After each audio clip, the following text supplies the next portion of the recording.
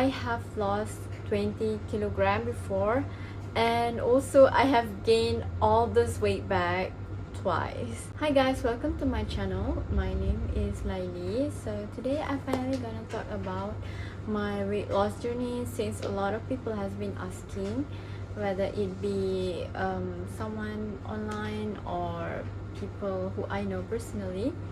And yeah, let's get started. So for the longest time, I thought I was meant to be bigger, and I have reasons to believe that, because this isn't actually my first time losing weight. I have lost 20 kilograms before, and also I have gained all this weight back twice. My journey was actually years of trial and error of gaining weight, losing weight, and constantly feeling like I had to start over again. But 2 years ago, I finally did something different, and I stopped looking for a quick way to lose weight. Instead, I started learning how to create a lifestyle that I could actually maintain. And that's how I lost 30 kg and being able to keep it off for 2 years now. I'm 30 years old this year, and I can confidently say that I have been chubby for more than 20 years of my life. Growing up, I have always been a foodie. I love food so much. Going on food adventures and exploring new restaurants and cafes. And exercise, I don't know her. Looking back at it now, I think it makes sense why I've always had issues with body weight. When I was around 19 years old, I had my first heartbreak, and that was the first time I've ever thought about losing weight. At that time, I tried to follow the Atkins diet. I didn't eat carbs at all, and I only eat protein and fat. I also did a lot of cardio. I jogged every day for 1 hour, and it happened within 3 months, and I lost a total of 20 kilograms at the time. But the problem was I was struggling to maintain it. After reaching my goal, I started to eat like normally, still doing cardio every day, so I thought I would be fine. But the weight eventually coming back to me slowly. That's how I enter my first yo-yo cycle. Go on diet, and then I lose weight again, and then I start to eat normal again, and then I would gain weight again. It's a cycle of like losing and gaining the same 5 kilograms. It became worse after I met my husband now. So I met him in uni. He always go on food adventures, and every time like we go on a date, it's always gonna be about food. So I met him, I gained around I think 10 kilograms, but I managed to lose all those weight when we were about to get married, because I needed to fit into my wedding dress. But it didn't stop there, because after we got married, I actually gained double the weight, and I think it reached until 80 kilograms. I mean, we were happy, we were in happy marriage, and he really loves to spoil me with foods. He also said that he didn't mind me being big, because he said he loves me regardless. So I guess I was in a comfort zone. We were genuinely happy, and we loved our life together. At that time, we were also quite active, because we happened to be playing badminton every week. But then something happened. It completely changed how I viewed my weight. One day, I injured myself while playing badminton. I went to see my physiotherapist friend, and she actually said something that stayed with me. She said that losing weight would reduce the stress on my knees, and it will help with my recovery. And that conversation was my turning point. Not because someone told me that I needed to lose weight, but because for the first time, I thought that my weight is not just about appearance. It's about my health, my strength, and it was about enjoying life without my body holding me back. Because when I injured myself, I literally couldn't climb the stairs. I couldn't run, and sometimes it was hard for me to walk. Lola! I was tired of feeling like I was destined to be someone who is struggling with weight forever. Can I do differently this time so I don't have to start all over again? That question completely changed my approach. Before I tell you exactly what I did differently this time, I think it's important to know the basic of weight loss mechanism. So the basic principle of weight loss is actually being in a calorie deficit. If your body needs 2000 calories per day, you have to eat like 1700. As time goes by, you're gonna lose the weight because your body is gonna burn the fat that's not being used as energy. Of course, everyone's calorie needs are different. There are a few factors like age, genders, height, weight, muscle mass. I really thought that I was born with slow metabolism, and that's why I always had problem with my weight before. And eventually I realized that it wasn't the case at all. The biggest reason was actually because I didn't have much muscle mass on my body. Before I started this journey, I never had any strength training experience. I always avoided it and opt for cardio workout. I actually had a huge misconception about weightlifting. So basically, at that time, I thought that if I started to lift heavier weight, I would become bulky and look bigger, which I didn't want to be. You won't like suddenly wake up and become a bodybuilder just because you lift weight for a few days in a week. And in fact, strength training actually became one of the biggest reasons I've been able to maintain my weight for 2 years now. Because this time I didn't just want to be smaller, I actually also want to be stronger. And I want to use this body for a long time. Like, imagine in your 50s you still be able to, do hiking and stuff like that. I think that would be cool. Since I work 9-5 job, I think I couldn't create a routine where I have to spend hours in gym every day. So I wanted something realistic. I started to lift weights around 2 to 3 times a week, and depending on my body condition and also my energy at that time. One thing I want to emphasize is I don't really force my body. So when I get like tired or when I'm sore from my previous workout, I usually just rest at home, because my goal was never to create a workout routine that I will eventually hate. I wanna exercise to become a healthy habit that I genuinely enjoy and love, because I'm gonna do this like as long as my body allows it. During my workouts, I mainly focus on my glutes, chest and core, because I wanted to enhance my natural body shape while also trying to become stronger. The weight training I usually do around 10 to 15 minutes, because I heard that it's good for fat burning too. Okay, now let's talk about the biggest part of my weight loss journey: food. I love food. I always have. I think that was the biggest reason my previous attempts never lasted. I thought losing weight meant that I had to stop enjoying food. I had to choose between being healthy and being happy. Eventually, I realized that that wasn't true at all.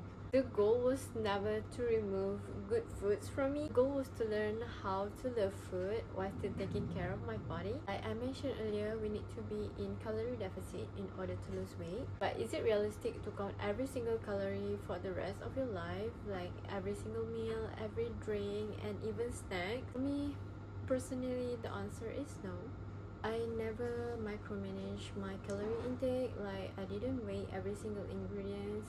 I didn't track every single bite I take. I learned how to make simple estimations, and I built meals that naturally help me to stay within my calorie limit, prioritizing fiber and protein rich foods. Protein actually helps you to feel full longer, and it also helps with muscle repair, especially when you are doing strength training, and it's also good for maintenance. Fiber is also something that actually completely changed the way I eat. When you eat meals with enough fiber, you get full for a longer time, and then it also helps to regulate your blood sugar. Instead of white rice, we actually switch to mixed rice. I'm gonna show you. It's high fiber, low GI, and rich in proteins and vitamins.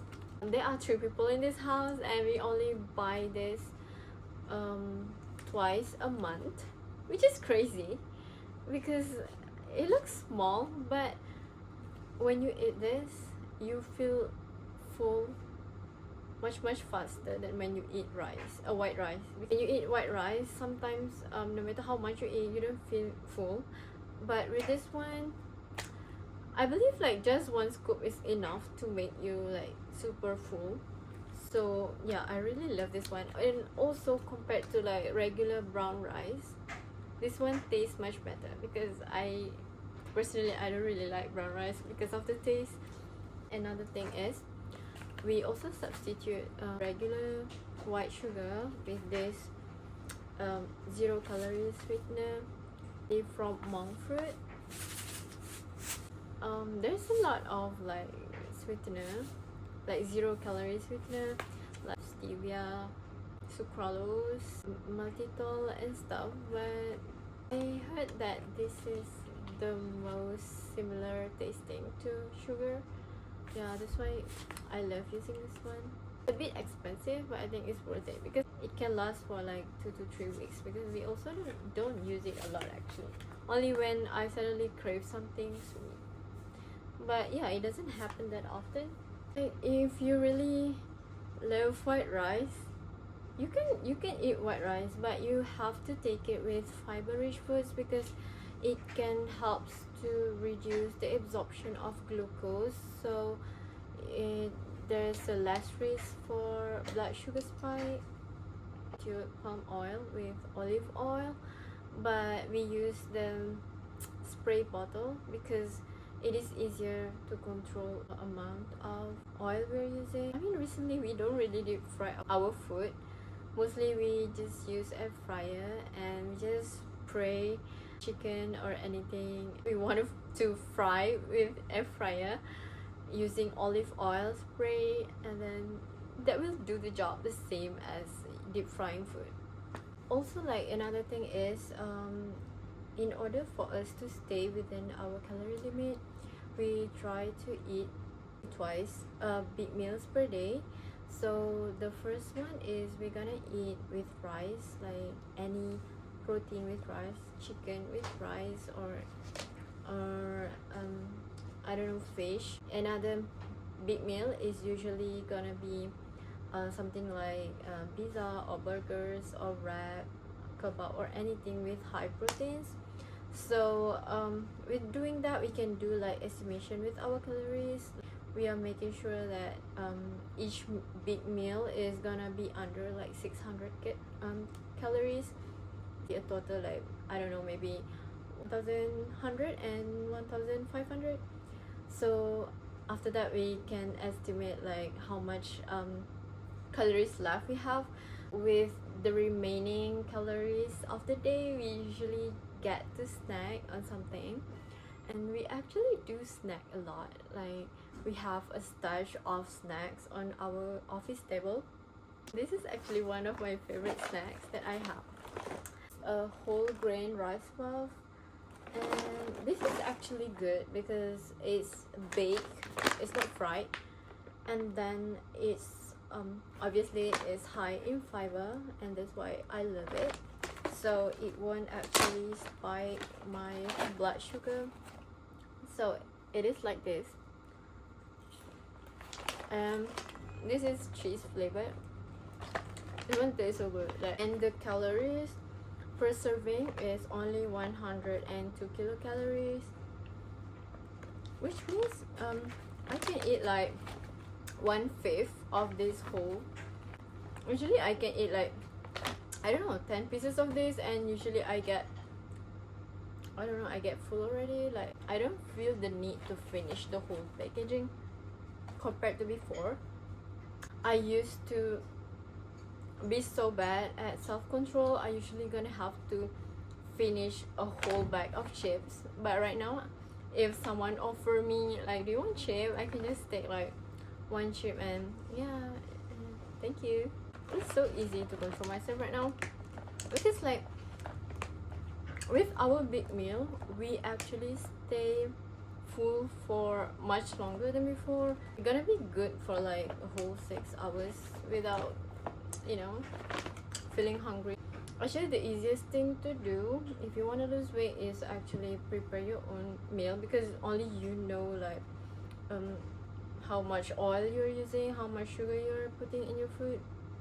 But again, you don't always have to do that. Whenever we go out, we opt for like protein rich foods. We go to mama or like, you know, like any local restaurants, we're gonna order something with proteins, like a bunch of chickens or meat, and then we're gonna share our rice. We don't actually eat a lot of rice out of habit. Like, I cannot even finish, like, I don't know, I just don't like rice as much anymore as I used to be. I used to be obsessed with rice, but after it a habit to eat protein first, it kind of alters my brain to not like rice anymore. I don't know, but yeah, I feel like it's not necessary to eat a lot of rice. It's a good source of energy, but do I need a lot of it? No. I actually also take a few supplements to help with my weight loss journey, but it was just like the carnitine and fat burner. But I only used the fat burner once and never again, because that was hell. I don't want to take it ever again. I mean, it works. It definitely worked, but please don't take it. The side effect was so strong that I couldn't handle it. But L-carnitine was definitely good because it helps with my workout. You wanna lose weight faster, I guess it works, but only if you do workout, because if you are eating L-carnitine and do nothing, it's not gonna work at all. I have one person asking me if I ever take GLP-1 medication. Of the biggest weight loss trend worldwide, I would say, of ozempic, and then they have Wegovy. Actually, I've never taken any of those because I heard that you have to be prescribed with it. So unless if you have diabetes, I think you're gonna need it. I don't think I needed it, and also it's probably expensive, so yeah, I've never taken it. Also, like, another thing I learned through this journey, it's not just about what we eat, but it's also about how we eat.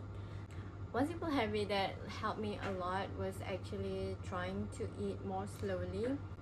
I was quite a fast eater, so before my body get to send signal to my brain that I was full, like, I already finished everything, so I tend to overeat more than my body needed.